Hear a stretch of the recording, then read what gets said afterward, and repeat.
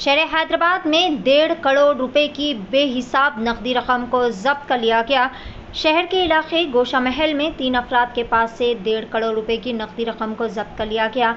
मंगलवार पुलिस के बमौजी पुलिस की जानिब से दारुसलाम आउटपोस्ट के करीब में गाड़ियों की तलाशी मुहिम के दौरान 3 मशकूक अफराद जो कि 4 व्हीलर में वहां से गुजर रहे थे, इनकी गाड़ी को रोककर गाड़ी की तलाशी लिए जाने पर 3 बैग्स दस्तियाब हुए। तलाशी पर बैग से 1.5 करोड़ रुपए की नकदी रकम बरामद हुई। मुलजिमान रविचंद्रा, सुरेश और श्रीनिवास जो कि रकम से मुतालिक मुनासिब जवाब नहीं दे सके, जिस पर इन्हें मंगलवार पुलिस ने गिरफ्तार करते हुए इनसे भारी नकदी रकम को भी जब्त कर लिया गया था।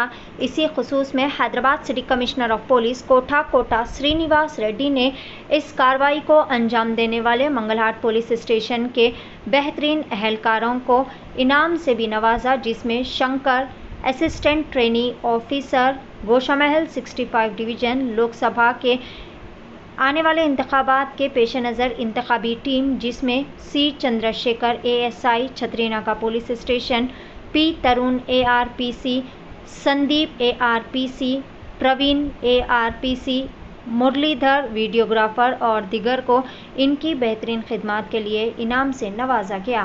पेश है DTV9 की एक खुसूसी रिपोर्ट। మీకు తెలుసు May 13th actual poles.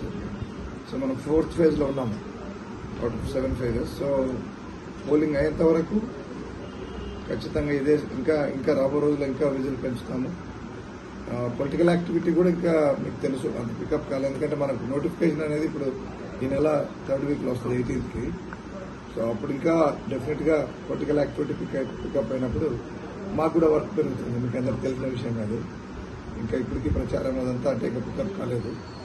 So all the model code of conduct లో ఉన్న ఏవైతే రూల్స్ ఉన్నాయో వాటన్నిటి కూడా స్ట్రిక్ట్ గా ఇంప్లిమెంట్ చేస్తూ free and fair and democratic elections జరిగేటట్టుగా హైదరాబాద్ సిటీలో 2 పార్లమెంటరీ నియోజకవర్గాలు ఉన్నాయి మనకు. హైదరాబాద్ పార్లమెంటరీ నియోజకవర్గం, తర్వాత సికింద్రాబాద్ పార్లమెంటరీ నియోజకవర్గం.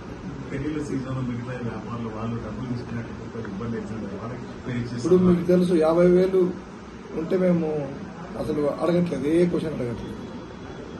దాని అబోవ్ ఉండి కొంచెం జస్టిఫికేషన్ ఉన్నప్పుడు ఎందుకంటే 50,000 అని చెప్పాం కాబట్టి 52,000 ఉన్నా కూడా హాస్పిటల్ ఏదో కట్టడానికి తీసుకుపోతుండొచ్చు, పిల్లల ఫీజులు కట్టడానికి కూడా ఒకసారి తీసుకుపోతుండొచ్చు కొన్ని స్కూల్స్ లో, ఎందుకంటే ఇప్పుడు అడ్మిషన్స్ కూడా అవుతున్నాయి కదా.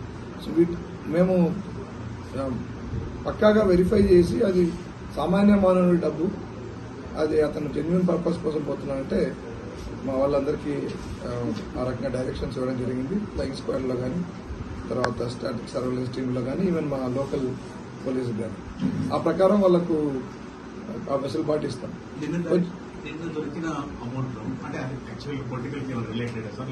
అది ఇంకా వెరిఫై చేయాలి, ఏదైనా కావచ్చు, అది ఏదో బిజినెస్ సంబంధించింది అంటున్నారని, బట్ అవన్నీ ఏదో ఒకటి చెప్తారు. The fact is they couldn't produce any receipts, ఎటువంటి రిసిప్ట్ కానీ ఎటువంటి ట్రాన్సాక్షన్ రిలేటెడ్ పేపర్ కానీ ఏమి సబ్మిట్ చేయలేదు. And in any case anything about 10 lakhs మేము తూచా తప్పకుండా IT డిపార్ట్మెంట్కే చేస్తాం. సో దట్ వాళ్ళు, ఎందుకంటే they are the competent authority అనమాట, వాళ్ళు సరైన అథారిటీ టు వెరిఫై. ఇప్పుడు మాకు ఇన్ని పనులు అది చేయలేకపోవచ్చు, వాళ్ళు ఒకసారి హ్యాండ్ ఓవర్ చేస్తే వాళ్ళు త్వరగా వాళ్ళకి అది స్పెషలైజ్డ్ జాబ్ కాబట్టి వాళ్ళకి చేస్తారు. ఇక 1.5 ఉన్నప్పుడు క్వశ్చన్ లేదు ఇస్తారు, అది వాళ్ళ తర్వాత వాళ్ళు దాన్ని ఏం చర్యలు తీసుకుంటారో వాళ్ళు తీసుకుంటారు. మాకు రిసీట్స్ ఎట్లాంటివి ఉండవు. రిసీట్స్ అంటే కూడా ఏంది, కొంత చిన్న అమౌంట్ అయితే ఉంటుంది. 14 lakh రిసీట్స్ లేకుండా కానీ, రిసీట్స్ వడ్డీ కానీ అంత పెద్ద డబ్బు క్యాష్ ట్రాన్స్పోర్ట్ చేయడం అనేది మన చట్టాలు ఒప్పుకోవు. ఏ రకమైన బ్యాంకింగ్ లా కానీ ఏదో ఒప్పుకోదు. సో మనం ఇన్కమ్ ట్యాక్స్ వాళ్ళకి సబ్మిట్ చేస్తాం.